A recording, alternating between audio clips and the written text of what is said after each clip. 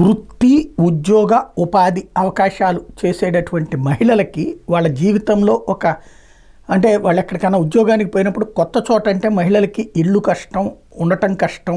ఎందుకంటే ఎట్లుంటుందో తెలియదు ఆ ఇళ్లలో. అందువలన ఉద్యోగాలకు పంపించారు కుటుంబాల్లో. అందుకని గతంలో వాజ్పేయి గారి టైంలో ప్రారంభించినటువంటి విధానం మహిళా హాస్టళ్ళు అన్నటువంటిది ప్రభుత్వమే నిర్వహించడం. అంటే డైరెక్ట్ కేంద్ర ప్రభుత్వం కొంత నిధులు ఇస్తుంది, ఎవరన్నా స్వచ్ఛంద సంస్థల వాళ్ళు అది నిర్వహించాలన్నమాట.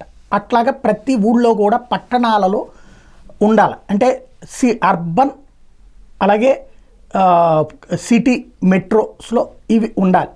ఇప్పుడు విజయవాడలో సమరం గారి హాస్పిటల్ దగ్గర ఉండేటటువంటిది వాసవి వసతి గృహం అంటే అట్లాంటిది అనమాట. అంటే మహిళలు అక్కడికి వచ్చి ఉద్యోగాలు చేసేవాళ్ళు, అందులో తక్కువ రేటుకి మంచి సదుపాయాలు ఉండరు. ఇట్లాంటివి భారీ ఎత్తున పెట్టాలి అన్నటువంటిది చంద్రబాబు గారు నిర్ణయించుకున్నారు. చాలా మంచి ఆలోచన.